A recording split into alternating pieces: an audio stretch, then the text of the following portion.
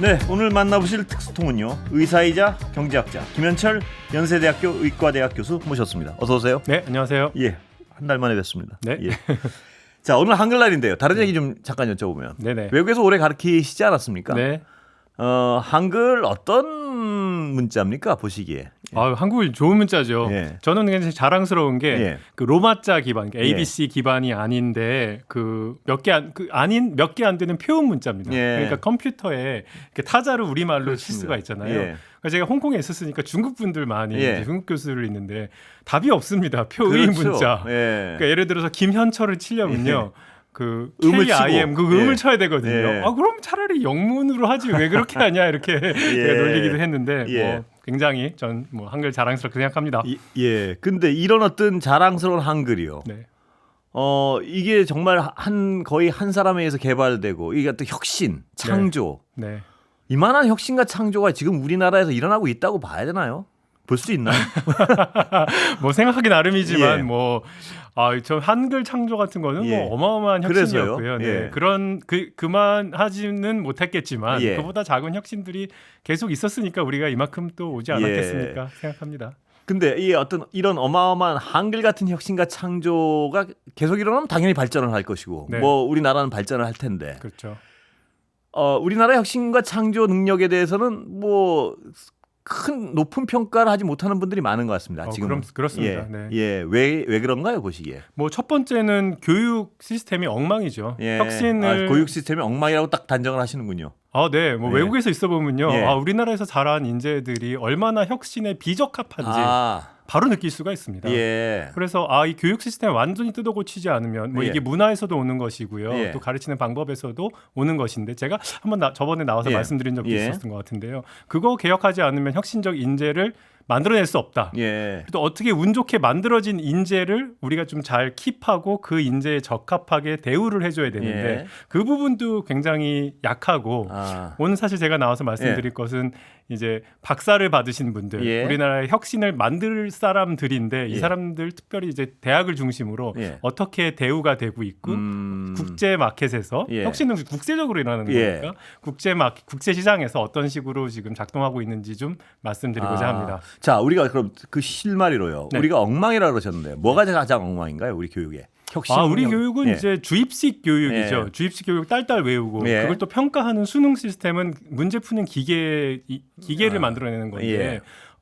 그게 혁신과 무슨 상관이 있습니까? 예. 혁신은 비판적인 사고, 창의적인 사고에서 나오는 건데, 예.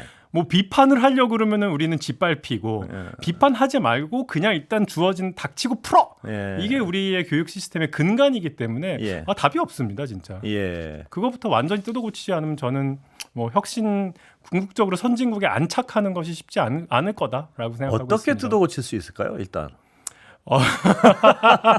답답합니다. 예. 너무 많은데요. 예. 뭐 일단 저는 수능 뭐 자격 시험화 시켜야 된다고 생각하고요. 예. 수능형 그다음에 수시 형식으로, 지금 우리가 그 이전에 이제 소위 조국 예. 사태 때문에 예. 수시를 자꾸 안 하려고 예. 하고 정시로 뽑아서 수능으로 예. 하려고 하는데, 공정성에 정시가 수능 마치 공정한 것처럼 그건 생각해서 저번에 설명을 해주셨죠. 네네. 정시가 절대 공정한 것이 아니다. 아니다. 네. 예. 이제 그런 거 넘어서야 된다고 생각하고요. 예.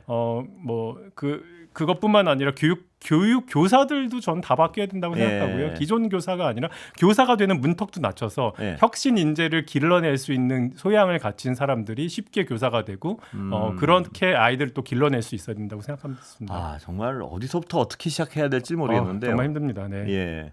우리나라 박사 얘기를 하셨으니까 그 얘기 좀 직접적으로 들어갔다 또 딴 쪽으로 가볼까요? 네네. 예. 우리나라 박사 어떤 문제인가요, 보시기에? 그러니까 우리나라 교수, 예. 좀 교수로 한번 하겠습니다. 예. 좀 좁혀보겠습니다. 예. 기업 사정들은 또 기업에 잘 아시는 예. 분들이 인바이트 하시면 좋을 것 같고요.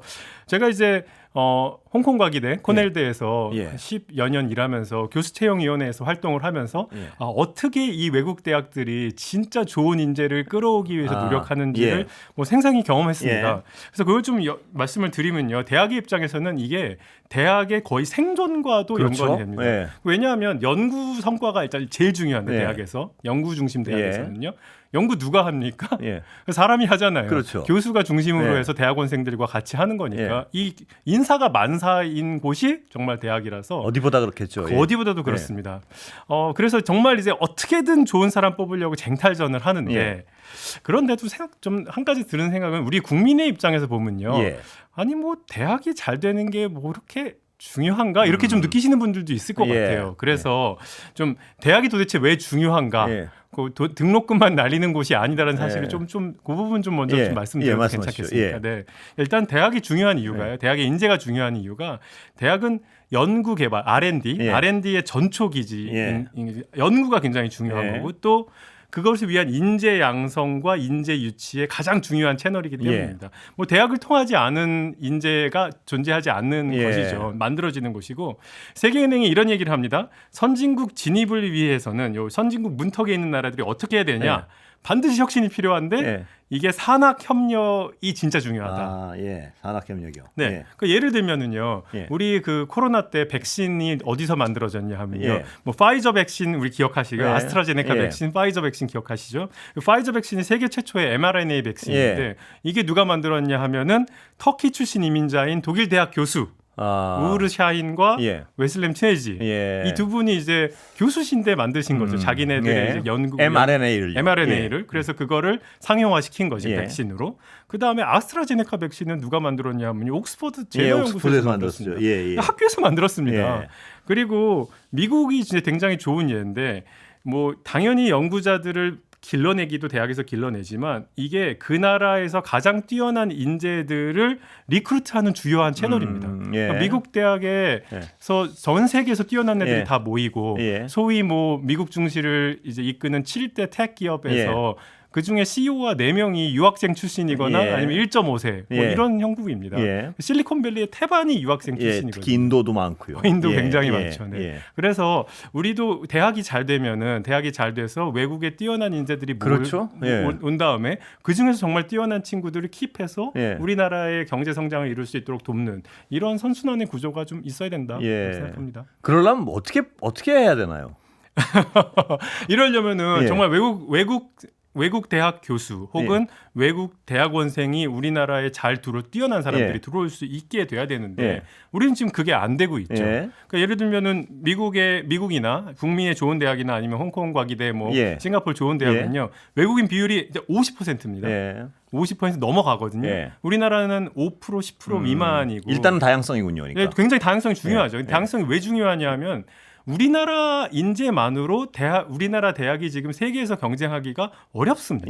그만큼 인재풀이 안 나옵니다. 그러니까 미국 대학이 진짜 뛰어난 이유가 전 세계에서 제일 똑똑한 친구를 다 모아가는 거잖아요. 그러니까 그런 형태, 그에 준하는 형태가 돼야 되는데 우리 아직 그렇지 못한 거죠. 그러면 인재 입장에서는요. 돈 많이 주고 강한 나라 가서 자기 재능을 펼치지 왜 아직까지 조그만 한국 가서 펼칩니까? 그걸 어떻게 유인하면 됩니까? 그러지 않는 게 문제인 거죠. 그래서 이제 왜 도대체 그러면은 대한민국 대학에는 세계적인 인재가 들어오기 어렵냐 하면은 크게 말해서 보상이 작고 연구 환경이 나쁘고 정주 환경이 나쁩니다. 그러니까 대한민국에서 영어만 쓸 줄 아는 사람, 영어만 쓸 수 있는 사람들이 대한민국 학교에서 생존하기가 힘듭니다. 아, 그렇습니까? 한글을 모르면은 뭐 일단은 교수 회의부터 다 뭐 영어로 안 하고 한국말로 하니까 외톨이 같은 그런 느낌이죠. 아까 좀 그 연봉 얘기로 보상이 낮다라고 말씀을 좀 드릴 필요가 있는데요. 이게 제가 이제 계속 최근 아주 따뜻한 이제 현재 연봉이 어느 정도 되는지 예를 들면 이제 홍콩이나 미국의 상위권 대학의 그 이제 경제학과 조교수 초봉이요 2억 원 정도 됩니다. 2억 원 정도 되고 홍콩, 싱가포르는 미국이랑 경쟁을 해야 되니까요. 그보다 더 높여요. 그리고 더 좋은 인재를 끌어오기 위해서요. 그렇죠. 그리고 집값이 비싸니까 집을 주거나 아니면 아주 저렴하게 렌트를 해줍니다. 집값 문제도 해결을 해줍니다. 그런 식으로 하는데 우리나라의 주요 뭐 한 5개 대학의 조교수의 평균 연봉이 한 7천만 원 정도 됩니다. 그러니까 이제 한 3배 정도 차이가 나니까 우리나라의 젊은 뛰어난 애들이 박사를 받고서 일단 대한민국으로 좀 안 들어오려고 하는 경향성이 생기죠. 우리 박사 교육의 질은 어떻습니까? 보시기에. 우리나라의 박사 교육의 질이요. 우리 박사. 그것도 사실은 외국에 비해서 아직 떨어지는 게요. 그만큼 좋은 좋은 선생님들의 풀이 적죠. 예. 그래서 지금 아직 우리나라에서 뛰어난 학생들이 아무래도 유학을 가려고 그렇죠. 하는 이유가 예. 또 그런 부분도 좀 있습니다. 예. 하지만 옛날에 비해서는 그 갭이 그 차이가 많이 줄어들어 있고요. 예. 그런데 한 번 생긴 선입견 이런 것들이 아직 좀 많이 안 없어지고 있어서 예. 자꾸만 외국으로 나가려고 하는 안타까운 일이 있습니다. 그렇다면 교수님은 왜 외국에 계시다가 한국으로 들어오셨습니까? 아 저요. 예. 저는 이제 그럼 김현철 교수는 너 뭐 예. 옛날 연봉 생각하면 뭐 저 연봉 많이 줄었죠. 예. 근데 저 같은 경우에는 연봉이 줄었음에도 불구하고 그 예. 반대급부로 예. 저희 아내가 예. 일단 한국에 취직하는 바람에 가족과 떨어져 사는 게 이게 예. 좀 힘들다 이거 예. 있었고요. 현실적인 이유가 있군요. 네, 예. 또 제가 이제 의과대학으로 오게 되면서 의과대학은 조금 연봉도 좀 높고요. 강의 부담이 훨씬 적습니다. 예. 그런 장점도 있고. 자, 그럼 아까 혁신 얘기로 다시 돌아가면요. 네네. 우리 교육을 완전히 뜯어 고쳐야 된다 그러는데 네네. 그 시작을 어떻게 해야 될까요? 지금 아이디어가 좀 있으십니까? 오늘 그 대본에 없는 질문을 하신 건데 뭐 고등교육을 얘기하시는 겁니까? 아니면 예. 뭐 초중등 교육을 얘기하시는 뭐든 겁니까? 생각나시는 대로 그냥 여쭤보고 싶습니다. 예. 아니, 어디서부터 어떻게 바꿔야 될지 감을 좀 잡아보려고. 네, 일단 예. 초등교육부터 예. 한번 생각해 보면요. 저는 혹시 그 시청자분 중에서 IB 교육이라고 예. 혹시 들어보신 분들도 계실 텐데요. 예. 이게 이제 미국 혹은 예. 국제학 우리나라 국제학교에서 예. 인터내셔널 바칼로레. 바칼로레 예. 이제 이런 형식으로 이거에 맞는 친구들이 사실 되게 이렇게 하는 것이 예. 그러니까 말이 이제 선생님들이 주입식으로 가르치는 것이 아니라 예. 스스로 생각할 수 있게 예. 하고 스스로 발표하고 이런 형태로 가야 되는데 이것도 사실 좀 어려운 게 선생님들이 이런 걸 경험해 본 적이 좀 잘 없거든요. 그렇죠. 그래서 예. 우리나라 굉장히 도입 단계고 제주도 대구에서 굉장히 열심히 하고 예. 계시고요. 예. 이런 형태로 좀 바뀌어 나가야 된다고 생각하고 사실 이런 형태로 바꾸면요. 입시에는 적당하지 않습니다. 예. 수능이 살아있는 한. 그렇죠. 이게 힘들기 때문에 IB로 하면은 IB로 대학으로 입학할 수 있고 예. IB로도 서울대 갈 수 있고 또 어떤 외국 다른 시스템을 통해서는 또 그 시스템으로 들어올 수 있게끔 예. 또 열어주는 것도 필요하다고 생각하고요. 예. 학교에 재량권을 많이 주는 수밖에 없군요. 지금 보시기에는. 대학 자유화 굉장히 필요합니다. 예. 네. 그런데 저번에도 한번 여쭤본 것 같은데 네. 우리 같이 어떤 교육의 사다리를 통해서만이 어떤 사회적 계층을 접근할 수 있다. 네. 계층 상승을 좀 노려볼 수 있다. 이렇게 강하게 믿고 있는 나라에서는요. 네네. 대학이 자율로 뽑으면 지들끼리 가는 거 아니야? 이런 어떤 불안감을 많은 분들이 가지고 계시다는 거. 네. 그게 아마 이 제도 개편의 가장 큰 걸림돌이 될 겁니다. 아마 모두가 박수 치면 왜 못하겠습니까? 네. 예. 네네. 거기에 대한 어떤 그 투명성에 대한 신뢰를 어떻게 확보할 수 있을까요? 일단은 예. 그 뭐 모든 대학에서 이렇게 하지는 못하더라도 예. 저는 한 뭐 상위 5개 한 10개 대학에서는 이렇게 할 수 있고 예. 좀 투명성을 제고하고 예. 그다음에 지금 제가 최근 본 자료를 보시면요. 오늘 제가 최근에 서울대학교 자료를 예. 봤는데요. 정시로 들어온 친구와 예. 수시로 들어온 친구들이 그 소득 분포, 부모의 소득 분포가 예. 별로 차이가 없습니다. 그러니까 이게 무슨 말이냐면은 굉장히 그 소셜 이코노믹 스테이터스가 예. 사회 경제학 지위가 높은 부모는 수시를 하든 정시를 하든 비슷하게 막 푸시를 하는 거예요. 무조건 유리하다 이거군요. 그러니까 그렇죠. 왜냐하면 예. 학원들을 이렇게 막 뺑뺑이 네. 돌려서 그런 기계로 만들 수도 있는 거고 예. 수시를 잘할 수 있도록 여러 가지 스펙을 쌓아줄 예. 수도 있는 거고 그래서 그 차이가 크게 많이 안 나는데 예. 들어와서는 누가 잘하냐면요. 예. 수시로 들어온 친구들이 압도적으로 잘합니다. 압도적으로 잘합니까? 압도적으로 잘합니다. 수시가. 예. 그래서 주요 대학 선생님들은 다 알아요. 예. 수시로 들어온 친구들이 훨씬 낫구나. 정시로 들어온 친구들은 많이 지쳐서 들어오고 예. 그냥 수능 기계처럼 이제 문제 푸는 것만. 문제 푸는 예. 기계니까. 그래서 사실 정시는 좀 우리 앞으로 미래 사회에 좀 맞지 않는 부분이 많다. 그러면 대학들은 무조건 수시로 많이 뽑고 싶겠네요. 마음대로 뽑으라 그러면 당연히. 그렇습니다. 완전 그렇습니다. 네. 그러나 수시를 뽑으면 어떤 국민들이 제기하는 공정성의 문제에 대한 의구심 때문에 네. 지금 그렇게 못하게 하고 있는 거죠. 있는 부분이 있습니다. 예. 대학의 신뢰성은 어떻게 확보할 수 있을까요? 그렇다면 예를 들어서 그냥 믿으라고 얘기하기 그냥 막무가내로 믿으라고 하기에는 네. 쉽지 않은 일 아닙니까? 그렇죠. 그래서 아까 예. 좀 투명성 제고, 예. 뭐 정은 예. 안 되면은 정말 뭐 채점표 공개할 예. 수도 있다고 저는 생각합니다. 채점표도 네, 이러이러한 걸 평가했고 이렇게. 네네. 예. 외국 대학은 예를 들어 외국에 잘 나가는 대학들은 그런 투명성에 대한 그 의구심이나 이런 건 없습니까? 좀 있긴 있겠죠. 투명성의 의구심이 있죠. 그래서 미국에서도 뭐 스캔들 터지고서 뭐 그런 부분들이 많이 있습니다. 뭐 럭비 운동 그때 스캔들도 터졌고요. 네네. 아유 뭐 왜 없겠습니까? 그런데 그러한 단점이 그냥 시험 하나로 딱 줄 세워서 커트라인 탁탁 정해서 하는 그런 시험 기계를 만드는 방식보다 훨씬 더 낫다고 생각이 들고요. 또 동시에 아주 어려운 친구들한테 훨씬 더 많은 도움을 줄 수 있는 소위 어퍼머티브 액션을 마음껏 재량적으로 도와줄 수 있는 방법도 사실은 수시 형태입니다. 정시는 그냥 시험으로만 이렇게 하는 거니까요. 우리 대학에서 그 어퍼머티브 액션을 지금 취하는 건 가능한가요? 보시기에? 가능하죠. 가능하고요. 할 수 재량에 있습니다. 의해서? 네네. 그래서 이번에 뭐 한국은행에서 얘기 나온 뭐 지역별 할당제도 사실은 어퍼머티브 액션인 거고요. 또 가난한 집 아이들한테 저는 더 뭐 당연히 그 같은 성적이면 좀 낮은 성적이라도 더 많은 그 혜택을 줄 수 있다고 생각합니다. 근데 그런 어떤 행위를 먼저 대학들이 적극적으로 하면 신뢰가 좀 올라가지 않을까요? 그런 행위를요. 어퍼머티브 액션을 좀 더 적극적으로 예를 들어서 유명한 대학들을 하면은 그럼 사람들이 저게 돈 많은 사람 듣고 유리하게 가는 건 아니구나 이런 어떤 지지가 좀 올라가지 않을까요? 그럴 수 있다고 생각합니다. 나라에서도 적극적으로 좀 장려했으면 좋겠고요. 교육부 대통령실이 좀 나서서 지역 할당제 사실 대통령실이 나서지 않으면요 못합니다. 뭐 어떻게 하겠습니까? 근데 저는 지금 무슨 생각 드느냐면요. 지역에서 공부 잘하는 학생 뽑으면 우리 같이 어떤 교육력이 어떤 교육열이 어떤 필사적인 나라에서는 잘 사는 사람들이 또 지역에 내려보내서 내려가겠죠. 내려가겠죠.